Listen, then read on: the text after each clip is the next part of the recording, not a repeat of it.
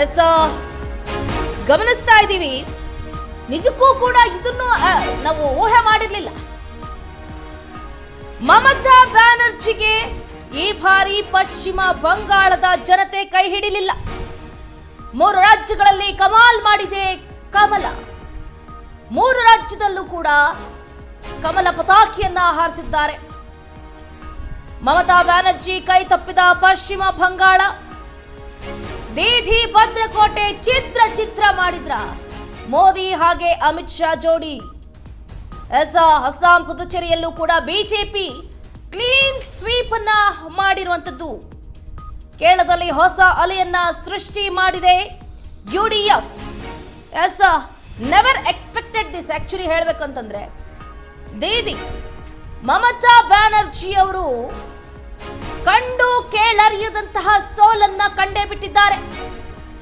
ಪಶ್ಚಿಮ ಬಂಗಾಳದ ಜನತೆ ಇದೀಗ ದೀದಿಗೆ ಗುಡ್ ಬೈ ಅನ್ನ ಹೇಳಿ ಮೋದಿಗೆ ಹಾಯ್ ಹೇಳಿದ್ದಾರೆ.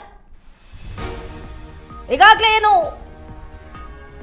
ಕಲ್ಲಿದ್ಲು ಹಗರಣಕ್ಕೆ ಸಂಬಂಧಪಟ್ಟಂತೆ ಅಕ್ರಮ ಹಣ ವರ್ಗಾವಣೆ ಆರೋಪದ ಮೇರೆಗೆ ವಿಚಾರಣೆಗೆ ಖುದ್ದು ಹಾಜರಾಗುವಂತೆ ಏನು ಪಶ್ಚಿಮ ಬಂಗಾಳದ ಸಿಎಂ ಮಮತಾ ಬ್ಯಾನರ್ಜಿ ಅವರ ಸೋದರಳಿಯ ಅಭಿಷೇಕ್ ಬ್ಯಾನರ್ಜಿ ಹಾಗೆ ಅವರ ಪತ್ನಿಗೆ ಒಂದು ಕಡೆ ಸಮನ್ಸ್ ಅನ್ನ ಜಾರಿ ಮಾಡಲಾಯಿತು. ಈ ಸಂದರ್ಭದಲ್ಲಿ ಜನರು ಎಲ್ಲೋ ಒಂದು ಕಡೆ ಎಡವಟ್ಟಾಗ್ತಾ ಇದೆ, ಅಧಿಕಾರ ದುರುಪಯೋಗ ಆಗ್ತಾ ಇದೆ, ನಾವು ಯಾಕೆ ಇವರನ್ನ ಆಯ್ಕೆ ಮಾಡಬೇಕು, ಬೇಡವೇ ಬೇಡ, ನಾವು ಈ ಬಾರಿ ಬಿಜೆಪಿಯನ್ನ ಆಯ್ಕೆ ಮಾಡೋಣ ಅಂತ ಪಶ್ಚಿಮ ಬಂಗಾಳದ ಜನತೆ ಈ ಬಾರಿ ದೀದಿಗೆ ಕೈ ಕೊಟ್ಟಿದ್ದಾರೆ. ಬಿಜೆಪಿಗೆ ನೋಡೋಣ ಇವ್ರದ್ದು ಒಂದು ಲೆಕ್ಕಾಚಾರ. ಇಷ್ಟು ವರ್ಷಗಳ ಕಾಲ ನಾವು ಮಮತಾ ಬ್ಯಾನರ್ಜಿಯನ್ನೇ ನಂಬಿಕೊಂಡು ಬಂದ್ವಿ. ಸೊ ಎಲ್ಲ ಒಂದು ಕಡೆ ಅಭಿವೃದ್ಧಿ ಕೆಲಸಗಳು ಸ್ವಲ್ಪ ಕುಂಠಿತಗೊಳ್ತಾ ಇದೆ. ಸೊ ಈಗ ಬಿಜೆಪಿಗೆ ಒಂದು ಅವಕಾಶ ಕೊಡೋಣ ಅಂತ ಪಾಪ ಇದೀಗ ಪಶ್ಚಿಮ ಬಂಗಾಳದ ಜನತೆ ಎನ್ಡಿಎಗೆ ಅವಕಾಶವನ್ನ ಕೊಟ್ಟಿದ್ದಾರೆ. ಬಿಜೆಪಿ ನಿಜಕ್ಕೂ ಕೂಡ ಈ ಬಾರಿ ದೊಡ್ಡ ಗೆಲುವನ್ನ ಸಾಧಿಸಿದೆ ಅಂತಾನೆ ಹೇಳ್ಬೋದು. ಬಟ್ ಇಲ್ಲಿ ಎಫರ್ಟ್ ಅನ್ನ ಹಾಕ್ತು, ಯಾಕೋ ಕರ್ನಾಟಕದಲ್ಲಿ ಎಫರ್ಟ್ ಅನ್ನ ಅಷ್ಟಾಗಿ ಹಾಕ್ಲಿಲ್ಲ.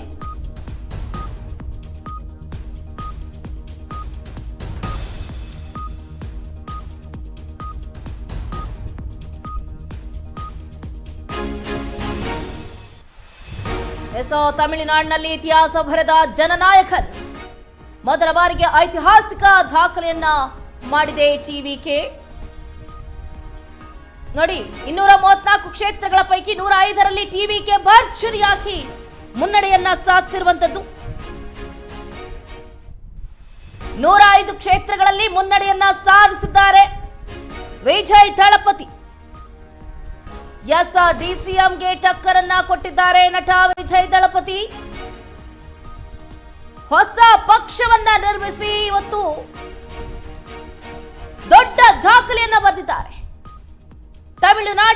ತಮಿಳುನಾಡಿನಲ್ಲಿ ನಿಜಕ್ಕೂ ಕೂಡ ಇಂತಹ ಇತಿಹಾಸವನ್ನ ಯಾರು ಕೂಡ ಬರೆದಿರ್ಲಿಲ್ಲ ಆದ್ರೂ ಕೂಡ ತಪ್ಪಾಗ್ಲಿಕ್ಕಿಲ್ಲ. ಯಾಕಂದ್ರೆ ಇಂತಹ ಸಾಧನೆಗೆ ಯಾರು ಕೂಡ ಕೈ ಹಾಕಿರ್ಲಿಲ್ಲ. ಹೇಳ್ಬೇಕು ಅಂತಂದ್ರೆ ಒಬ್ಬ ತಮಿಳು ಚಿತ್ರನಟನಾಗಿ ಚಿತ್ರಗಳನ್ನ ಮಾಡಿಕೊಂಡು ಹಾಡು, ಡ್ಯಾನ್ಸು, ಸಾಂಗು ಇದಕ್ಕೆ ಸೀಮಿತರಾಗಿರಲ್ದೆ ರಾಜಕೀಯ ಏನು ಅನ್ನೋದನ್ನ ನಾನು ಕೂಡ ನೋಡಬೇಕು, ರಾಜಕೀಯದಲ್ಲಿ ಹೊಸ ಸಂಚಲನ ನಿರ್ಮಿಸಬೇಕು ಅನ್ನುವಂತ ನಿಟ್ಟಲ್ಲಿ ತಮಿಳುನಾಡು ವಿಧಾನಸಭಾ ಚುನಾವಣೆಯ ಗದ್ದಿಗೆಯನ್ನ ಏರೋದಕ್ಕೆ ವಿಜಯ್ ಅವರು ಮುಂದಾದ್ರು. ನಿಜಕ್ಕೂ ಕೂಡ ಮ್ಯಾಜಿಕ್ ಅನ್ನ ಮಾಡಿದ್ದಾರೆ ನಟ ವಿಜಯ್ ಅವರು. ಬಹಳ ಒಂದು ಕಡೆ ಖುಷಿ ಆಗುತ್ತೆ ಹೇಳ್ಬೇಕು ಅಂತಂದ್ರೆ. ಇದ್ರ ಬಗ್ಗೆ ಹೆಚ್ಚಿನ ಡೀಟೇಲ್ಸ್ ಅನ್ನ ಕೊಡ್ತಾ ಹೋಗ್ತಾರೆ ನನ್ನ ಕೊಲೀಗ್ ಪೂರ್ಣಿಮಾ. ಫೋನ್ ಸಂಪರ್ಕದಿಂದ ಜಾಯ್ನ್ ಆಗ್ತಿದ್ದಾರೆ.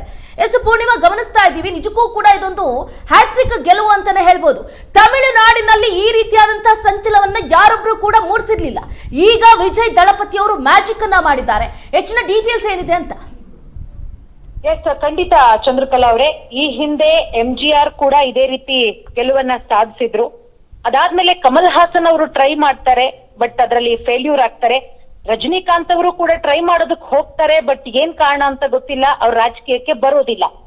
ಬಟ್ ಇಲ್ಲಿ ಎಲ್ಲೋ ಒಂದು ಕಡೆ ಚಂದ್ರಕಲಾ, ಚುನಾವಣೋತ್ತರ ಸಮೀಕ್ಷೆ ಇರಬಹುದು ಅಥವಾ ಮತದಾನೋತ್ತರ ಸಮೀಕ್ಷೆಗಳಲ್ಲಿ ಏನ್ ಬಂತು ಅನ್ನೋದನ್ನ ನಾವು ನೀವು ಕೂಡ ನೋಡಿದೀವಿ. ಕಿಂಗ್ ಮೇಕರ್ ಆಗ್ತಾರೆ ದಳಪತಿ ವಿಜಯ್ ಅವರು ಕಿಂಗ್ ಮೇಕರ್ ಆಗ್ತಾರೆ ಅಂತಾನೆ ಹೇಳಲಾಗ್ತಾ ಇತ್ತು. ಆದ್ರೆ ಕಿಂಗ್ ಮೇಕರ್ ಆಗ್ಲಿಲ್ಲ, ಇಲ್ಲಿ ವಿಜಯ್ ಕಿಂಗೇ ಆಗ್ಬಿಟ್ರು. ಇಲ್ಲಿ ಒಂದಷ್ಟು ಅಂಶಗಳನ್ನ ನಾವು ಗಮನಿಸಬಹುದು ಚಂದ್ರಕಲಾ. ನಾವು ನೀವು ಸೇರಿದಂತೆ ಎಲ್ರೂ ಕೂಡ ಹೇಳ್ತಾ ಇದ್ದಾರೆ ಮೊದಲನೇ ಬಾರಿ ಚುನಾವಣೆಗೆ ಸ್ಪರ್ಧೆ ಮಾಡಿದ್ದು ಇಲ್ಲಿ ಕಿಂಗೇ ಆಗೋದ್ರು ವಿಜಯ್ ಅಂತ ಹೇಳಿ. ಬಟ್ ವಿಜಯ್ ಒಂದಷ್ಟು ಲೆಕ್ಕಾಚಾರಗಳನ್ನ ಹಾಕೊಂಡು ಅವರು ಚುನಾವಣೆಗೆ ಸ್ಪರ್ಧೆ ಮಾಡ್ತಾರೆ. ಏನಪ್ಪಾ ಅಂತ ಹೇಳಿದ್ರೆ ಡಿಎಂಕೆ ಹಾಗೆ ಎಐಎಡಿಎಂಕೆ ಪಕ್ಷಗಳಲ್ಲಿ ಒಂದಷ್ಟು ವಿಚಾರಗಳು, ಅಧಿಕಾರ ಹಂಚಿಕೆಯ ವಿಚಾರಗಳು ಸುಳಿದಾಡ್ತಾ ಇತ್ತು. ಯಾವ ರೀತಿ ಅಂತ ಹೇಳಿದ್ರೆ ಸಾಕಷ್ಟು ಒಂದು 6 ದಶಕಗಳಿಂದ ಹೇಗಾಗಿತ್ತು ಅಂತ ಹೇಳಿದ್ರೆ ತಮಿಳುನಾಡಲ್ಲಿ ಡಿಎಂಕೆ ತಪ್ಪಿದ್ರೆ ಎಐಎಡಿಎಂಕೆ, ಎಐಎಡಿಎಂಕೆ ತಪ್ಪಿದ್ರೆ ಡಿಎಂಕೆ, ಈ ರೀತಿ. ಬಟ್ ಈ ಬಾರಿ ವಿಜಯ್ ಅವರು ಇಬ್ಬರಿಗೂ ಕೂಡ ದೊಡ್ಡ ಮಟ್ಟದಲ್ಲಿ ಶಾಕ್ ಕೊಟ್ಟಿದ್ದಾರೆ ಅಂತಾನೆ ಹೇಳ್ಬಹುದು. ತಾವೇ ಕಿಂಗ್ ಅನ್ನೋದನ್ನ ಪ್ರೂವ್ ಮಾಡಿದ್ದಾರೆ.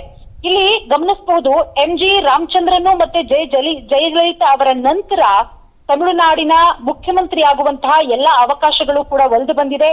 ಮುಖ್ಯಮಂತ್ರಿ ಆಗ್ತಾರಾ ಅಥವಾ ಅವ್ರ ಪಕ್ಷದಲ್ಲಿ ಬೇರೆಯವ್ರನ್ನ ಮಾಡ್ತಾರಾ ಅನ್ನೋದು ಇನ್ನೇನು ಕೆಲವೇ ದಿನಗಳಲ್ಲಿ ಅದಕ್ಕೂ ಕೂಡ ಉತ್ತರ ಸಿಗುತ್ತೆ.